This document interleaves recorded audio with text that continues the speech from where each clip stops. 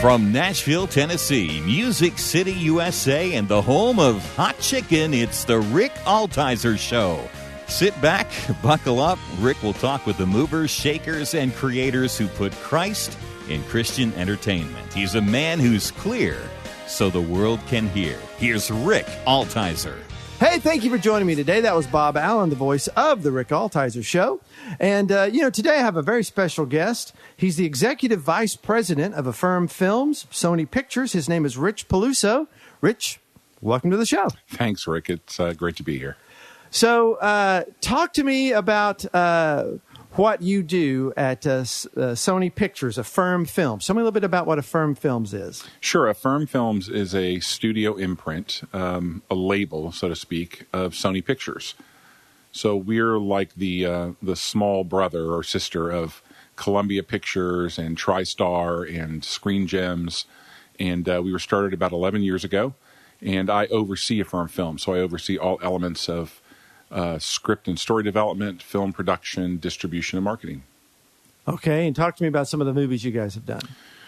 Well, I mean, most recently, going backwards, the movie Risen, Miracles from Heaven, Heaven is for Real, The Star, All Saints, Soul Surfer, War Room, Courageous, Facing the Giants. Some really strong and powerful stories that I've heard of a few of those films. Yeah, that's great. A few of those films ring a bell to me, Rich. I'm glad. And what do you got coming out? We have a movie called Paul, Apostle of Christ, that just came out yesterday. And we're really excited about the film and excited about the being part of the first telling of Paul's story on a theatrical release. And really excited about having Jim Caviezel on in his first biblical role since The Passion of the Christ. I saw that movie a couple weeks ago and just loved it. As a matter of fact, they give you these cards.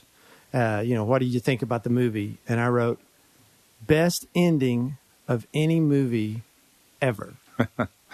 Well, there's a saying that we live by at Affirm Films that I really adopted from my boss who runs our division, and that is good ending, good movie. So if you have a powerful, good ending to a movie, it will erase the sins of the first 15 or 20 minutes if you have a problem with a slow movie, or a structurally problematic movie. But certainly Paul, which doesn't have those problems, benefits from a very powerful ending and a kind of a twist at the end that I think impacts the heart. I cried like a baby. And that doesn't happen to me much. And when I wrote that, I meant it. I mean, I just don't know when I've been impacted by an ending like that. It was so... I'm not going to give anything away. I recommend people go and see this movie. I loved it. I loved it. And what I really loved, too, was the story of how the church was, dealing with persecution at that time. And we see how relevant so much of that movie is for today.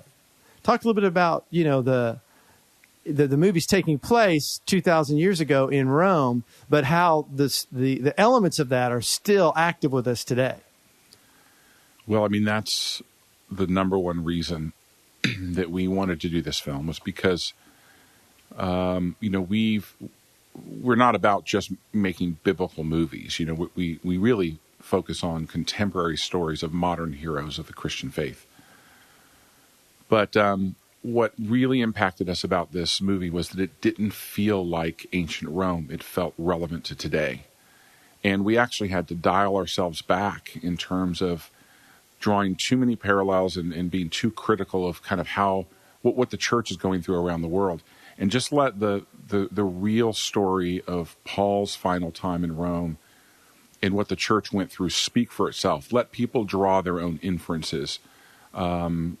It is, in our view, it is timeless. It is a picture of what the church went through and what the church is going through today. And more importantly, it's what Paul and scriptures in general talk about, how you respond to it. There's a great line in the movie, which is, we don't fight wars the way the world fights wars. Our response is to love our enemy. Well, what does that mean when your brothers and sisters are being burned alive in ancient Rome or in the Middle East last year? The parallel and the connection across that time is amazing. And it's, just amazing the power of the gospel and the message of love that the gospel has, and how that, and it showed some of the tensions and people who said, hey, they're killing us. They're killing my dad, my mom.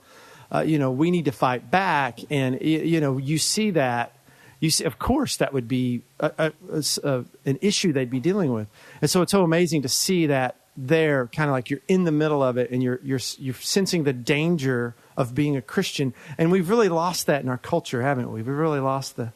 We have. I think there's we have a problem in our culture, and we exhibited it in the film.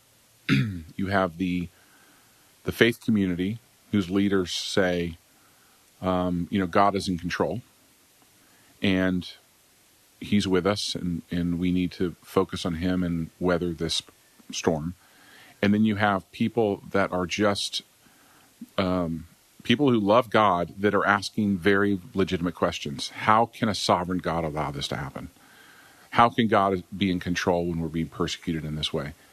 And so we present that situation. And what you're referring to in the film is, the Christian community that's in hiding in under persecution under Nero in Rome at this time.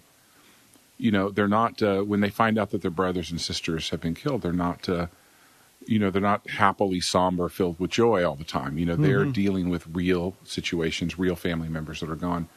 And we want to present that. But then we also show the real, the character Paul in the Mamertine prison responding to that and teaching, Luke to teach the community how to respond.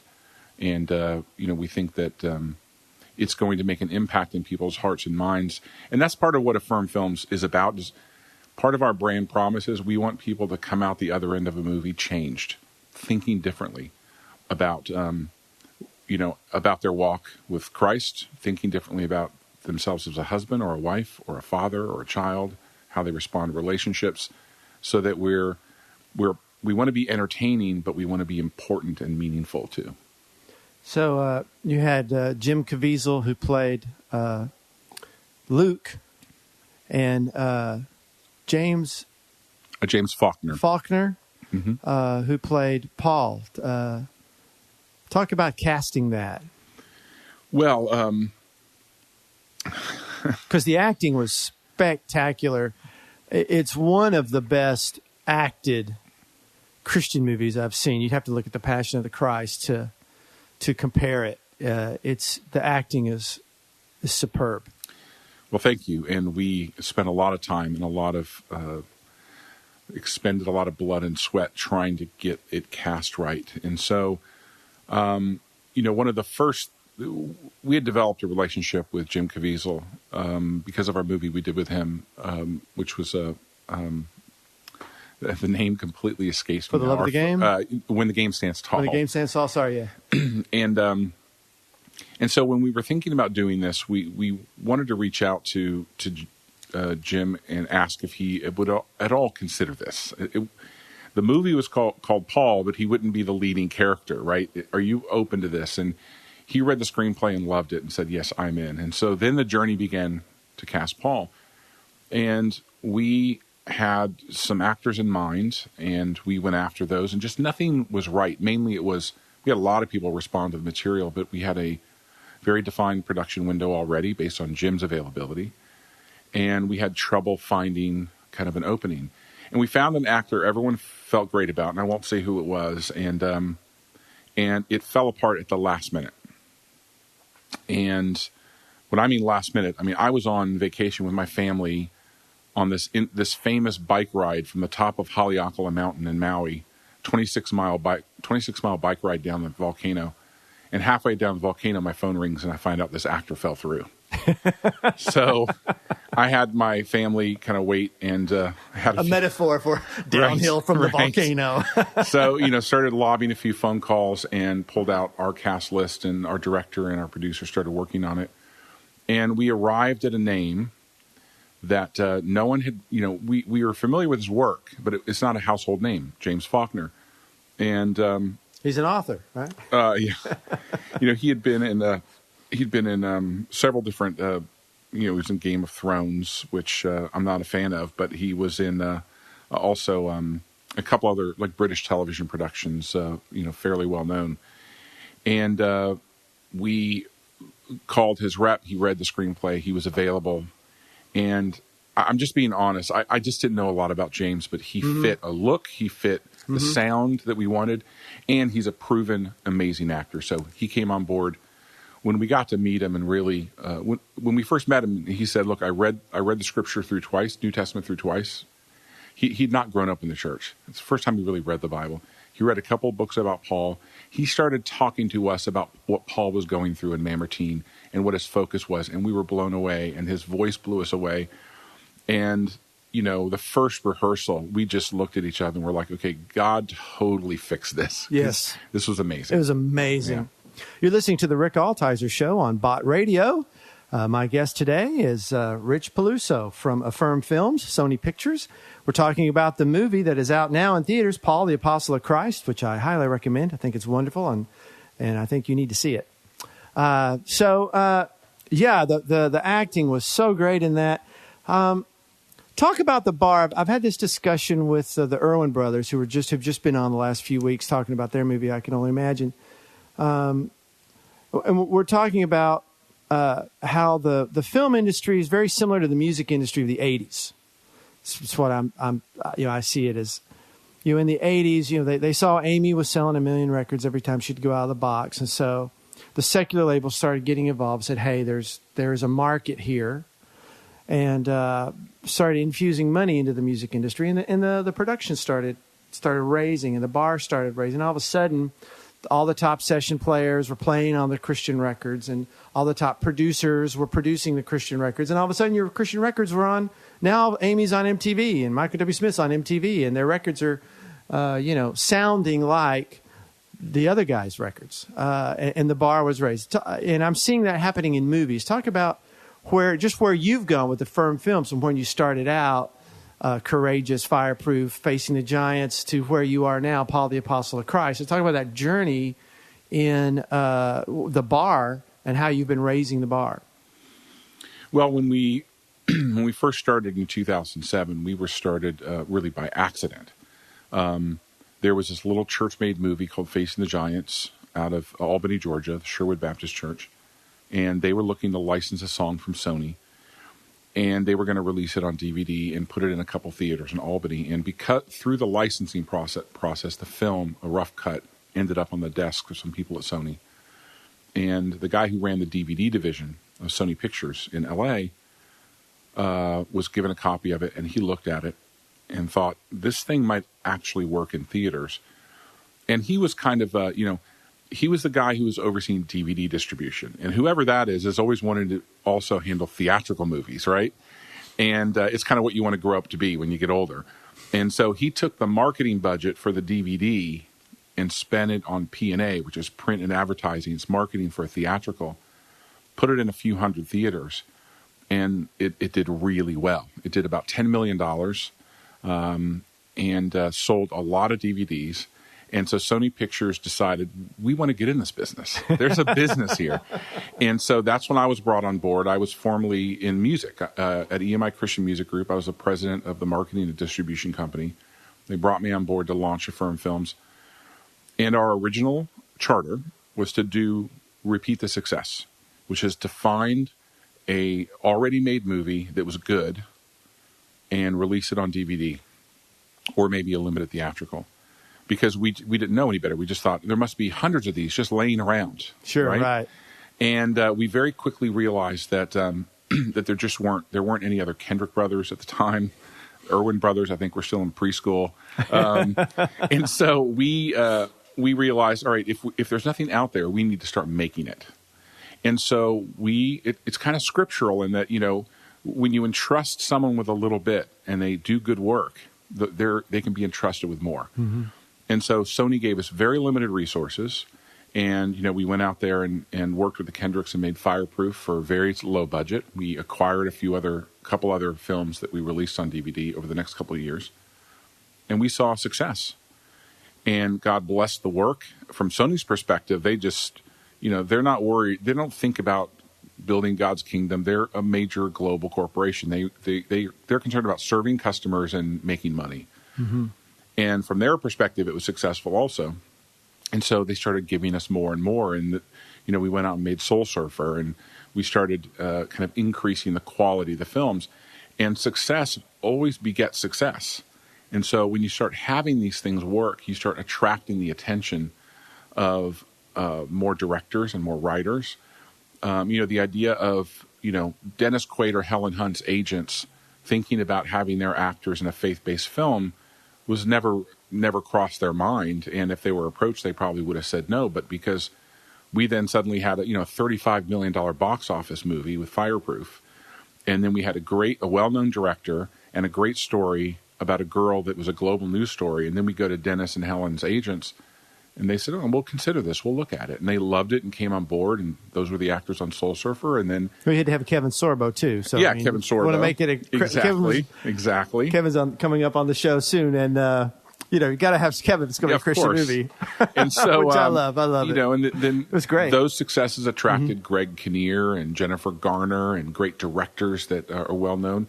And at the same time that's happening, Rick, the faith-based filmmakers that were kind of there at the beginning, over these years, they're getting better. Okay, so you not only are attracting established mainstream talent, but those faith-based, those Christian filmmakers that are seeing some success are given more and more, entrusted with more and more. And so, like for the Kendrick brothers, you see their advancement from Facing the Giants to War Room. It's a radical growth. Yes. And so I think to answer your question, our goal is to increase the quality and the craft of the work of our filmmakers. Powerful stories, really well honed, and that is being rewarded in the box office, and then that is attracting more and more established talent. So it is a growth curve we want to continue on, but we're still at the same time very careful about the people that become part of our projects, because they're representing these stories to the world, and we want them to be people that are we have no litmus test for Christians, but we want people that are that are not antagonistic towards the faith and are good at their work. Mm-hmm. And by having, we tend to attract people that are believers, but even the ones that aren't, we've seen, I've personally, plugged actors into churches, had very serious conversations about salvation and who Jesus is. So it's actually a really cool little mission field within the film production side. And, so let's talk a little bit about partnering with Sony. I saw also in the 80s in the music industry, I talked about this with John Irwin this week. I started seeing the word Jesus was getting substituted with the word love. And the message was really watered down because, hey, we could take this we could take this big. This can go big. Let's take out all the Jesus.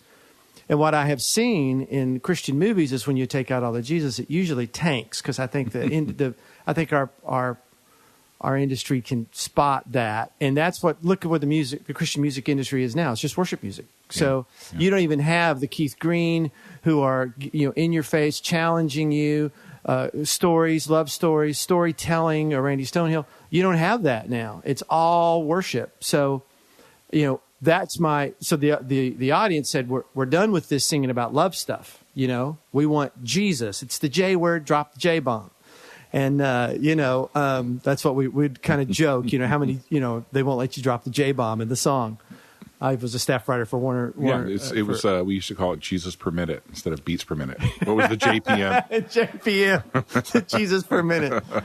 So with that, okay, you've got some hindsight. You're seeing what happened how do you navigate that as a movie maker where you've got Sony wanting you to sell a lot of tickets, and you've got a market that wants Christ-centered, Christ-focused, with the word Jesus in it material. How do you how do you navigate that? Well, I think it's a very good question, and I can see from a lens why that question would be asked. But I think the parallels between the music industry and the film industry fall apart there. They don't exist.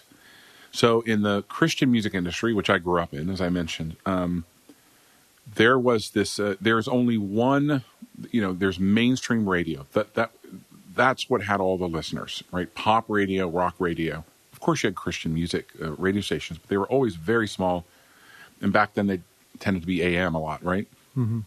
And so there was a desire to conform the content to the highway of pop radio. And so that's where you had kind of experts, radio promotions, consultants, and people talking about, we need these pop hooks and we need to make it more generic and more love instead of God. And you had that pressure to conform to mainstream pop radio.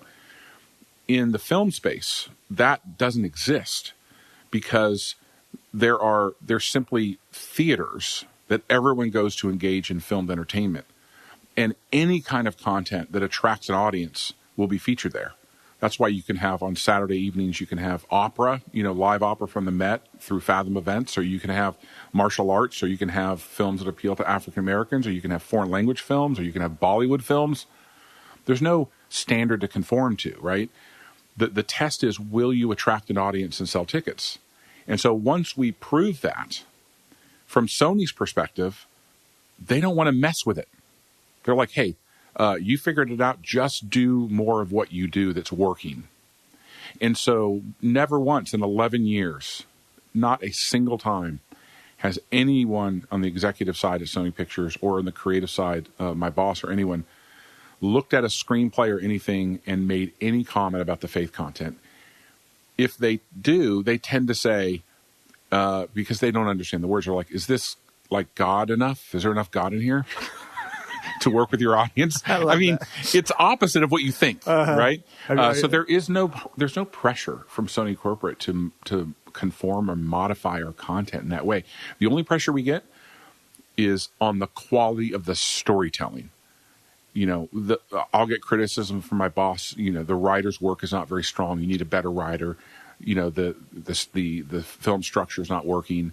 They're helping you raise the bar. Absolutely. Awesome. I had the Kendrick brothers on the show, and they both told me that they have in their contract they have complete control of the theology of their movie. Mm-hmm. Sony has no input into that.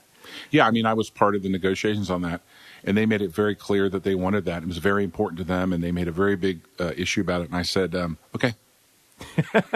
No issue with that because I don't get that pressure either. So believe me, Alex and Stephen, you're never going to run into that with us. Oh, that's amazing. And so talk to me. We got just a few more minutes here, and we're gonna. By the way, guys, we're gonna do a part 2 on this. And you're listening to the Rick Altizer Show on Bot Radio. My guest today, Rich Peluso, the executive VP at Affirm Film, Sony Pictures.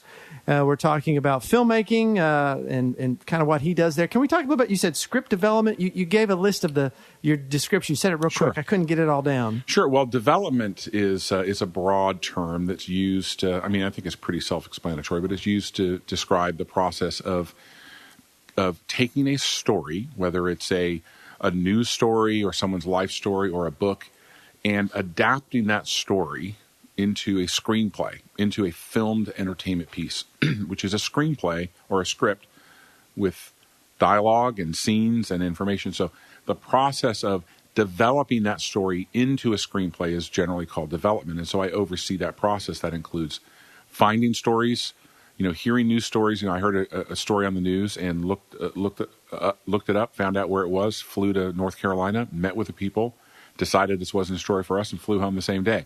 So that's just part of development. And if you find something you like, then you hire a writer, you get a producer on board, and you make it into a movie. So your job description, you gave me a list of three, and we're going to talk about this in the next. Sure, developing content. Okay, so development, financing and production. So actually making the movie, physically making the movie. And financing the movie. Financing the movie, producing the movie, distributing it, putting it in theaters, and marketing the movie. So overseeing the marketing process of getting the word out. And the classic definition of marketing is separating people from their money. Well, we're out of time. I told you, it goes fast, doesn't it? It does. We're out of time, and we're going to check us next week. We're going to go to part 2. We're going to talk about kind of this role that he has here and how he got there. So, Rich, thanks so much for being on the show and for being a part of this. It's just been wonderful. I appreciate it. It's my pleasure. Thank you. If there's a show you've missed, you can go to my website, rickaltizer.com, and catch up. Or you can listen to my podcast in iTunes or wherever you hear your podcasts. Just search for The Rick Altizer Show. Altizer is spelled Altizer. I want to thank you for listening. Hey, would you tell a friend about this show and share the love? Be sure to check us out again next week as we discuss how we communicate the gospel through media to our culture. Let's be clear so the world can hear. I'll talk to you next week. Thanks for listening.